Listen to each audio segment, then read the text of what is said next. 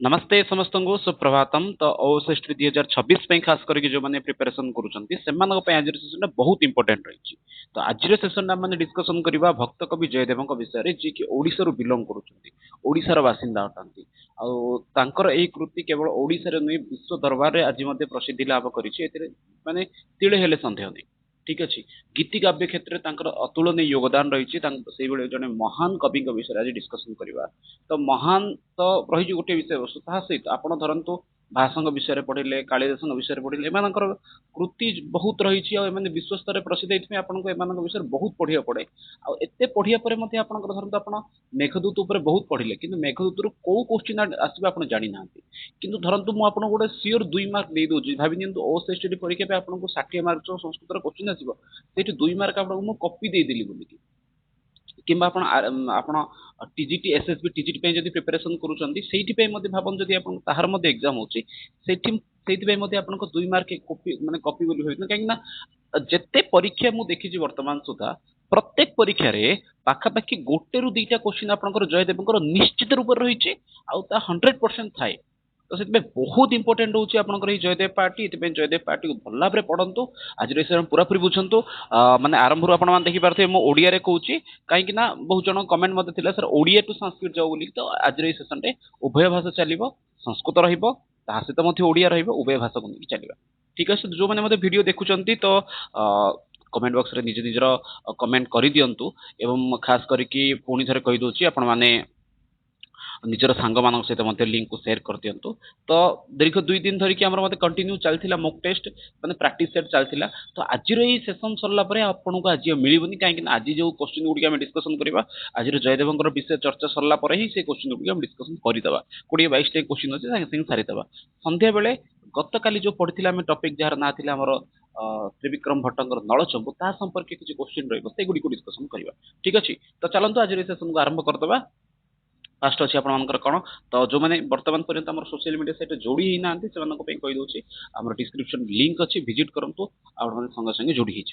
तो देखो फास्ट आपंकर कौन देती अन्य कवि मान भली यथा अन्य कवि कह तात्पर्य होकर ना पूर्व जो कवि मैंने आसपरिक धरतु भाषा समय निर्धारण हो पारे कालिदास समय हो पारे विक्रमादित्य सभा पंडित थे यू आम जानी हाँ सी अमुक शताब्दी कवि थे बोलिकी जपरी अन्य मानकर बहुत श्रेष्ठ कवि मान समय निर्धारण हो पारे सेपरी भाव में जयदेवंकर नुहे जयदेवंकर सबकि सठिक रूप उपलब्ध अच्छी तो कौन कौच गीत गोविंद श्रीमद प्रारंभिक समय आमर जयदेवंकर कृति मध्य श्रेष्ठतम कृति हूँ कौन ना सी हूँ आपंकर गीत गोविंद कौन अटे ना श्रीमद भागवत महापुराण सहित संबंधित रही जपरिक आपंकर नैषधीय चरितम आपंकर कौन कहींपर ना नल दमयंती कथा महाभारत वन पर्व उद्धृत होता उपजीव्य ग्रहण होता जपरी आम गत क्लास त्रिविक्रम भट्टर नलचम पढ़ते जपरी नल दमयंती कथा आपंकर महाभारत वन पर्व संगृहित होता समान रूप यार उपजीव्य ग्रंथ कौन अटन यार उपजीव्य ग्रंथ होती श्रीमद भागवत महापुराण से दशम स्कंध से ४४ अध्याय अकुर स्मृत्या यद दशावतार वर्णित अस्ति गीता गोविंद से प्रथम सर्ग वर्णित अस्ति तो एतदेक विषय भवन्तः स्मरन्तु यद यदि भवन्तः दशावतारं पठन् पश्यन्ति गीत गोविंद आधारेण गीत गोविंद आधार जो आप 10 अवतार देखुं से 10 अवतार कौन अच्छे वास्तविक रूप से ना अकुर स्तुति श्रीमद भागवत महापुराण रे दशम स्कंध रे जो कौन अच्छे अकुर स्तुति रही जो 10 अवतार वर्णना कराए समान रूप से ये रही अच्छी 10 अवतार क्वेश्चन आने गीत गोविंद बहुत इंपोर्टेंट रही 10 अवतार क्वेश्चन के ना लास्ट 2टा एग्जाम विषय मुझे कहूँ गोटे एग्जाम थी आपंकर ना कौन 10 अवतार रे राम कतिबार 10 अवतार राम केते नंबर अटंती कतिबार तो केते नंबर अटंती तो से स्थान में से भाव आपंकर आउटे क्वेश्चन कौन थी I think O double S LTR रे थिला एलटीआर रे मध्य ताही थिला एक्चुअली सी रामंक जन्म विषय रामंकर केते नंबर जन्म ये किसी क्वेश्चन थिला एक्जाक्टली मोर मन पड़नी किंतु जेते दूर मोर मन पड़ुछि जे आपनकर प्रत्येक एग्जाम रे ए जो आपनकर रहिला कोन जयदेवकर गीत गोविंद विषय से गीत गोविंद निश्चित रूप गोटे 2टा क्वेश्चन पचारती ये बहुत इंपोर्टेंट रही खास कर कौन कौन जो तांकर स्वर्ग गुड़िक रही माने जो गीत गोविंद जो स्वर्ग गुड़िक रही से गुड़िक आ 10 अवतार ये छोट मोट जिन मन रखिदे गीत गोविंद से प्रथम भाष्यकार उदयन आचार्य भाव विभाविनी अर्थात गीतगोविन्द यदि वयं पश्यामः चेत् गीतगोविन्दस्य प्रथम भाष्यकारः कः भवति न गीतगोविन्दस्य प्रथम भाष्यकारः भवति उदयनाचार्य एतत् नाम स्मरन्तु गीतगोविन्दस्य प्रथम भाष्यकारः कः भवति न गीतगोविन्दस्य प्रथम भाष्यकारः भवति उदयनाचार्य इति बहु मुख्य बहु इम्पोर्टेण्ट् भवति कदाचित् परीक्षासु पृच्छति अपि गीतगोविन्दस्य प्रथम भाष्यकारः कः गीतगोविन्दस्य प्रथम भाष्यकारः भवति उदयनाचार्य यस्य नाम अस्ति भावविभाविनी इति नाम पुनरेकवारं वदामि भावविभाविनी इति गीतगोविन्दे किं वर्णितमस्ति न गीतगोविन्दे राधाकृष्णयोः लीला वर्णिता अस्ति अर्थात् संपूर्ण महाभारतं पश्यामः संपूर्ण महाभारतକୁ ଯଦି ଦେଖିବା ତାହେଲେ संपूर्ण महाभारत ଆପଣଙ୍କର କ'ଣ ଅଛି ନା विविध କ୍ୟାରେକ୍ଟର ଅଛି କିନ୍ତୁ वास्तविक रूपेण एतस्य उपजीव्यं काव्यं किम् अस्ति न श्रीमद्भागवत महापुराणम् एतस्य उपजीव्यं किम् अस्ति श्रीमद्भागवत महापुराणम् श्रीमद्भागवत महापुराणे मुख्यरूपेण कृष्णस्य एव लीला वर्णितम् अस्ति एव अतः तदाधारेण अपि अत्रापि किम् अस्ति केवलं कृष्णस्य पुनश्च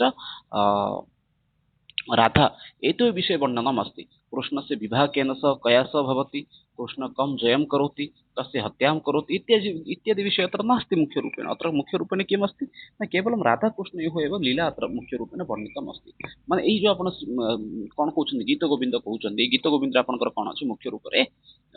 राधाकृष्णଙ୍କର विषୟରେ वर्णना କରାଯାଇଛି ଠିକ ଅଛି ଗୋପୀମାନେ କିପରି ଭାବରେ ଆକ୍ଚୁଆଲି କୃଷ୍ଣଙ୍କୁ ଚାହିଁଛନ୍ତି ଏବଂ କୃଷ୍ଣଙ୍କର ଜୟକାର ଏଠି କରାଯାଇଛି ଠିକ ଅଛି ଯୁଦ୍ଧ ଇତ୍ୟାଦି ବିଷୟ ଆପଣ ଏଠି ପାଇବେନି ମହାଭାରତର ଉପଜୀବ୍ୟ ଗ୍ରନ୍ଥ ଯଦି ଦେଖିବେ ଆପଣଙ୍କ ଯୋଉମାନେ ଖାସ କରି ପିଜିଟି ଏକ୍ଜାମ ପାଇଁ ପ୍ରିପାରେସନ କରୁଛନ୍ତି ସେମାନଙ୍କ ପାଇଁ ବହୁତ ଇମ୍ପୋର୍ଟାଣ୍ଟ ଅଟେ ତ ମହାଭାରତର ଆକ୍ଚୁଆଲି ଉପଜୀବ୍ୟ ଗ୍ରନ୍ଥ ସରି ମହାଭାରତକୁ ଉପଜୀବ୍ୟ ଗ୍ରନ୍ଥ ଭାବରେ ବ୍ୟବହାର କରି କ'ଣ କ'ଣ ଲେଖାଯାଇଛି ତ ଯଦି ଦେଖିବେ ଏଥିରେ ବହୁତ ଗୁଡ଼ିଏ ଜିନିଷ ନା ଯାଉଛି ଠିକ ଅଛି କିନ୍ତୁ ସେ ଭିତରେ ଆପଣଙ୍କର କ'ଣ ଆସୁନି ନା ଗୀତ ଗୋବିନ୍ଦ ଆସେ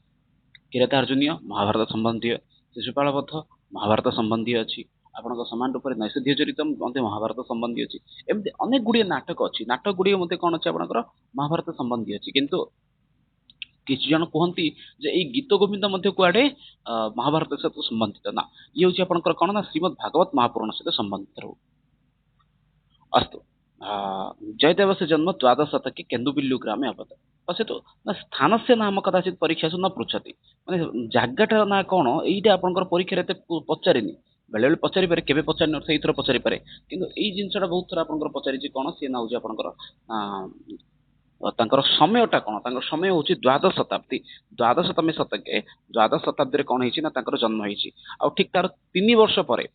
माने एई पर्यंत आपनर माने गोटे जिंस एटी स्पष्ट होची जे कोन बोली कि ना ओडिसा रे संस्कृत भाषार प्रचलन बहुल थिला अन्यथा जयदेव कहीं संस्कृत लिखिथान जदि से ओडिया रे लिखि पारथान्ते ओडिया रे जदि लिपि से समय उपलब्ध थिला त से संस्कृत रे कहीं लिखिले ठीक अच्छे तो परवर्त समय ओडिया महाभारत मध्य कौन लिखा जाइए जहाँ सारला दास लिखिं तो से विषय को जीवन सामान्य रूप से आपको विषय सहित मुझे संजोग कर अर्थात कहींपर जयदेव जो गीत गोविंद लिखा जाइए जयदेव द्वारा रचना कर गीत गोविंद लिखा समय ओडिशा रे ओडिया भाषार माने कौन व्यवहार थिला कि नहीं ओडिशा रे केते परसेंट लोक से भाषा व्यवहार करथिले ओडिया भाषा को व्यवहार करथिले ताहार स्पष्टता जेतिकी जना पड़नी ताठू अधिक स्पष्टता आसी जे नहीं से समय संस्कृत भाषार माने कौन प्रयोग थिला अन्यथा जड़े व्यक्ति ओडिशा रे रहिकी संस्कृत रे गोटे काव्य कहीं लिखि था जगन्नाथों बुझी पारे तो छाड़ू मुख्य रूप से कौन अच्छी ये आप देखिपे गीत गोविंद से व्याख्या थ्रुषु जयदेव से शिष्य उदयन अन्यतम हम पूर्वमेव उक्तवान् एव किं नाम तस्य अस्ति उदयन इति उदयन इति किम् अस्ति गीत गोविन्दस्य प्रथम भाष्यकार एव अस्ति एव अस्तु सः अपि को आसीत् न सः आसीत् एव मुख्यरूपेण तस्य शिष्यः एव अर्थात् तस्य शिष्यः एव प्रथमकाले तस्य भाष्यमेव रचनां करोति एव अतः गीतगोविन्दस्य प्रमुख व्याख्यां ये कुर्वन्ति तेषु अन्यतमः भवति एव तस्य शिष्यः उदयन आचार्य इति अस्तु परवर्ती बिन्दुं प्रति गच्छामः मुख्य बिन्दुं पुनरेकवारं वदामि यथा गीतगोविन्दस्य रचनाकार भक्तकवि जयदेवः भवति एतस्य उपजीव्य ग्रन्थः भवति श्रीमद्भगवत् महापुराणस्य दशमस्कन्धः अथवा श्रीमद्भागवत महापुराणं पुनश्च किमस्ति दशावतार श्रीमद्भगवत् किमस्ति भगवत् दशावतार गीतगोविन्दस्य प्रथमे सर्गे एव वर्णितमस्ति दशावतार इत्युक्ते भगवतः दश अवताराः तस्य क्रमः एकः अस्ति तदेकम् एकवारं वदामि प्रथम अस्ति मत्स्य यदा भगवान मत्स्य अवतारं स्वीकरोति तस्मिन् समये सः किं जले एव आसीत् अर्थात् भगवान प्रथम अवतारे जल मध्ये थिले द्वितीय अवतारे उभय जल एवं स्थले अर्थात् द्वितीय अवतार जल एवं स्थल कच्छप अवतार उभय जले भवति स्थले अपि भवति मत्स्य कच्छ व वराह अवतारे स केवलं इदानीं चत्वारः पादाः सन्ति, एक विशालकाय शरीर अस्ति, तावत् तादृशमेव किमस्ति, सः उभय जलस्थले भवति, वराहावतारं स्वीकरोति। मत्स्य कच्छ वराह, अग्र अस्ति नृसिंह इति। नृसिंहावतारे किमस्ति, अत्र नर आकारं प्राप्नोति, किन्तु तत्रापि किमस्ति, प्रमुखरूपेण किम् अत्र वक्तुं शक्यते, नररूपेण सह सिंहस्य इत्युक्ते पूर्णरूपेण मनुष्यरूपं सः न प्राप्नोति, तत्रापि पशुरूपं सामान्यरूपेण अस्ति। चतुर्थ अवतारः अस्ति एव। एतत् सर्वं सत्ययुगे भवति। सत्ययुगे आपणकर अवतार गुडिक मत्स्य मत्स्य कच्छप वराह अनन्तरं नृसिंह। परवर्ती समये अस्ति वामन। अत्र सम्पूर्णरूपेण किमस्ति, मनुष्यरूपं प्राप्नोति, किन्तु मनुष्यस्य सर्वे गुणाः अत्र न सन्ति। वामनरूपं तु प्राप्नोति, किन्तु सम्पूर्णरूपं नास्ति। वामन अवतारे कण होइछन्ति, भगवान मनुष्यरूप नेइछन्ति, किन्तु सम्पूर्ण मनुष्यताको प्राप्त करना, जेपरिक हाइट जेमति रहिबा कथा सेही हाइट आसिनि। अग्रे अस्ति किं, परशुराम। स्पष्टं, परशुराम। परशुराम अवतारे किं भवति, भगवतः परशुराम अवतारे स तु मनुष्यरूपं प्राप्नोति, यथा तस्य उच्चता भवेत्, यथा शरीरं भवेत्, यथा मनुष्यकुलेषु जन्म भवेत्, पिता माता एते सर्वे भवन्ति, किन्तु एकः भवति तत्र किम्, एकः एव तस्य गुणः भवति क्रोध, इत्युक्ते शान्त मनुष्यवत् स्वभावः तस्यैव नासीत् एव। अतः सः कश्चन अपि एकः विषयवस्तु अपि भवति, अर्थात् षष्ठ अवतारः भवति परशुराम इति। परवर्ती समय भवति मनुष्येषु ये गुणाः भवितव्यः, मनुष्य पाखरे जो गुण हेबा उचित, जहा होछि रामଙ୍କ निकटरे आछि। सप्तम अवतार रे राम अवतार रे से जन्म ग्रहण करिछन्ति भगवान, संपूर्ण मनुष्यता को सेठी से प्राप्त करिछन्ति। परवर्ती समय तो परशुराम इति, परशुराम अवतार एवं राम अवतार, ये दुईटा अवतार आपनकर कोठी आछि ना तृतीय युगरे आछि। ठीक अछि। परवर्ती समय भवति किं भवति, परवर्ती जन्मनि सह जीवनं प्राप्नोति द्वापर युग। द्वापर युगे भवति बलराम कृष्ण इति। अस्तु, बलराम एव तत्र मुख्य रूप भवति, अवतार भवति। यद्यपि तस्य चतुष्षष्टि अवताराः सन्ति इति बहूनां मतं भवति, बहूनां मतं भवति पञ्चविंशति अवताराः सन्ति इति, भिन्न भिन्न मतमस्ति एव, त्यजतु एव। अनन्तरं कलियुगे इदानीं यत् चलति तत्रापि अवतारद्वयमस्ति, अन्तिम अवतारद्वयम्। अष्टमः अस्ति किं, बलराम। परवर्ती समय वदति सः किम्, अग्रे नवम अवतार भवति बुद्ध अवतार, यद् कलियुगे अस्ति। अन्तिम अवतार अस्ति कल्कि अवतार। अस्तु, अधिकं माने अधिक चर्चा ହେଇଗଲା एक्चुअली 10 अवतार ऊपर। 10 अवतार ऊपर आपन क्वेश्चन बहुत थोड़ा आस्ते। ठीक अछि। तो नेक्स्ट क्वेश्चन, नेक्स्ट आगु देखंतु। गीत गोविंद काव्यस्य प्रचार, गीत गोविंद काव्यस्य प्रचार समीपस्थे आंध्र प्रदेशे, तमिलनाडु, कर्णाटक देशे च अभवत्। माने गीत गोविंदर प्रचार प्रसार ओडिशार जो समीपवर्ती राज्य गुडी रहिला, जेपरिक आंध्र प्रदेश, तमिलनाडु, कर्णाटक एसबु देश मध्य हेइछि। उत्तर भारत, उत्तर भारत अर्थ आपण माने कहि परिबे जो आपणकर दिल्ली, पंजाब यही सब स्थान देखा गले आपंकर मुख्यतः राजस्थान रे मीराबाई द्वारा परवर्ती समय किं भवति, मीराबाई द्वारा तत्र राजस्थान गीत गोविंद से प्रचार परवर्ती समय अभवत्। गुरु ग्रंथ साहिब पुस्तक अपि गीत गोविंद विषय उल्लिखित अस्ति। गुरु ग्रंथ साहिब पंजाब माने जो माने सिख धर्मावलंबी मानकर बही रही, से आपंकर गीत गोविंद विषय उल्लेख रही। केचन विद्वांस शृंगार महाकाव्यम वदन्ति। गीत गोविंद महाकाव्यम अपि बहूनां विदुषाणां मतमयि भवति। एतत् वास्तविक रूपेण किमस्ति, शृंगार महाकाव्यम्। शृंगार महाकाव्यम् इति अपि बहवः वदन्ति अपि। विश्वनाथ कविराज, पंडित विश्वनाथ कविराज यः उत्कलस्य एव कवि इति बहूनां मतं भवति। विश्वनाथ कविराज अपि साहित्य दर्पणे जयदेवस्य गीत गोविन्दस्य विषये उल्लेखितवान्। एतेन अपि स्पष्टं भवति किं, विश्वनाथ कविराजस्य पूर्व आसीत् कवि कः, जयदेव इति। अतः विश्वनाथ कविराज किं करोति, साहित्य दर्पणे जयदेवस्य गीत गोविन्दस्य विषये उल्लेखं करोति। माता, तस्य माता आसीत् रामादेवी, पिता आसीत् श्रीभोजदेवः। इमम् अंशं सः स्वस्य चतुर्विंशतमे गीते प्रकाशयति। अर्थात् तस्य परिवारविषये, तस्य परिवार कीदृश परिवार आसीत् तस्मिन् प्रसङ्गे अपि सः किं करोति,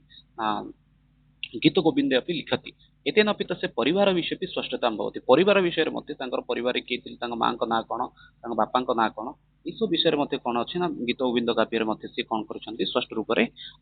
वर्णना करिसंती। आ विषय कोठी वर्णना करिसंती, से करिसंती ई विषय को तांकर गीत गोविंदर 24तम गीतरे, गीत गोविंद रे जो 24तम गीत रहिला सेठी से कोन करिसंती, ई विषय को से सेठी स्पष्ट रूप रे वर्णना करि दैछंती। ठीक अछि। तो परवर्ती कौन सिद्धार्थ ये देखिदेवा गोटे मिनट। हाँ, सिद्धार्थ देखि पारती समस्त श्री भोज प्रभवस्य रामादेवी सुत श्री जयदेवकस्य पराशराति प्रियवर्गकण्ठे श्रीगीतगोविन्द कवित्वम् अस्तु अर्थात ଏଇ ଧାରଟି ସେଠି ସ୍ପଷ୍ଟ କରିଦେଇଛ ତାଙ୍କ ମାଙ୍କ ନାଁ କଣ ତାଙ୍କ ବାପାଙ୍କ ନାଁ କଣ ଏଇ ସବୁ ଜିନିଷ ତାଙ୍କର ସେଠୁ ସ୍ପଷ୍ଟ ହେଇଯାଉଛି ଠିକ ଅଛି ପରବର୍ତ୍ତୀ ସମୟ ବଦତି ତ ସେ ଭାର୍ଯ୍ୟା ତାଙ୍କ ପତ୍ନୀଙ୍କ ନାଁ କଣ ଥିଲା ତାଙ୍କ ପତ୍ନୀଙ୍କ ନାଁ ଥିଲା ପଦ୍ମାବତୀ ଏଇ କ୍ୱେଶ୍ଚିନ୍ ମଧ୍ୟ ଆପଣଙ୍କ ବହୁତ ଥର ପରୀକ୍ଷାରେ ପଚାରିଥାଏ କଣ ନା ତାଙ୍କ ଜୟଦେବଙ୍କର ପତ୍ନୀଙ୍କ ନାଁ କଣ ଥିଲା ବୋଲିକି स्वयं जयदेव पद्मावती चरण चारण चक्रवर्ती इति वाग्देवता चारित चित्रित चित्त सद्य इति च गीत गोविंद कथयामास माने एई जिनसटा से निजे कहिसंती गीत गोविंद काव्य रे जे से पद्मावतीଙ୍କର पति थिले बोली ठीक अछि ओडिशा राज्य से पुरी मंडल प्राचीन देहाती स्थित केन्दुबिल्लु ग्रामे जयदेव जन्म प्राप्नोत् इमम् अंशम् अपि सह स्वस्य सप्तमे गीते सूचयति अर्थात ताଙ୍କ संपूर्ण परिचय से कोठी कहिछन ताଙ୍କର गीत गोविंद रे कहि दैछन्ति ओडिशा राज्यर पुरी मंडल पुरी निकष्ट ने पुरीस्थ प्राचीन नदी तीर रे थिबा केन्दुबिल्लु ग्राम रे जयदेव जन्म लाभ करिथिले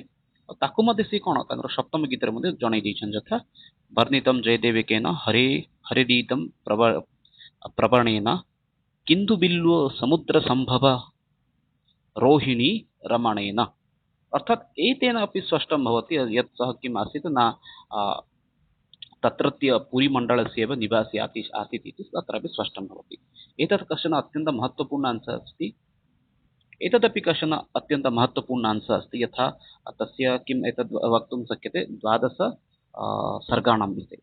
परीक्षासु बहुवारं पृच्छति मन्ये 2022 मध्ये गीतगोविन्दे कति सर्गाः आसन् इति बहुवारं पृच्छति किन्तु 2022 मध्ये अपि एकः प्रश्नः आसीत् तस्य प्रथमसर्गस्य नाम किम् आसीत् इति तु अत्र प्रथमसर्गस्य नाम किम् अस्ति तस्य प्रथमसर्गस्य नाम अस्ति सामोद दामोदर द्वितीयसर्गस्य नाम अस्ति अक्लेशकेशव मुग्धमधुसूदन स्निग्धमधुसूदन शाकाङ्क्य पुण्डरीकाक्ष पञ्चम कुण्ठवैकुण्ठः नागरनारायण विलक्ष्यलक्ष्मीपति मन्दमुकुन्दः चतुरचतुर्भुज शानन्द दामोदर सुप्रीति पीताम्बरः एवं प्रकारेण तस्यैव किम् अस्ति 12 सर्गाः सन्ति तेषां नामानि एतानि सन्ति एव एकवारं पुनः वदामि सामोद दामोदरः अक्लेशकेशव मुग्धमधुसूदनः स्निग्धमधुसूदनः शाकाङ्क्ष पुण्डरीकाक्ष कुण्ठवैकुण्ठ नागरनारायण विलक्ष्यलक्ष्मीपति मन्दमुकुन्दः चतुरचतुर्भुजः शानन्द दामोदरः सुप्रीति पीताम्बरः एवं प्रकारेण तस्य 12 सर्गाः सन्ति एतस्य स्क्रीन्शाट् अपि भवन्तः स्वीकुर्वन्तु अग्रे अपि एतस्मिन् विषये भवन्तः अधिकमपि चर्चां कर्तुं शक्नुवन्ति मित्राणि इदानीं तु प्रायः समयः तु अपि अभवत् एव 20 निमेषः प्रायः भवति अतः अधिकं चर्चां न कुर्मः ये प्रश्नाः सन्ति प्रश्नानां विषये सायङ्काले एव चर्चां कुर्मः अद्यतन सत्रमपि भवन्तः कथम् अनुभूतवन्तः तथैव भवन्तः तत्र कामेण्ट् बाक्स् मध्ये वदन्तु अग्रे एतत् आधारेण वयम् अग्रे अपि कथम् अस्माकं परिष्कारम् अपि कुर्मः तदपि वयं चर्चां कुर्मः सर्वेभ्यः पुनरेकवारम् अत्यन्तं धन्यवादः भवन्तः एतावत्पर्यन्तम् अस्माभिः प्रस्थितवन्तः एकवारं भवन्तः कामेण्ट् कुर्वन्तु स्वमित्रैः साकमपि एतत् वीडियो अपि शेर् कुर्वन्तु अस्तु धन्यवादः पुनः मिलामः।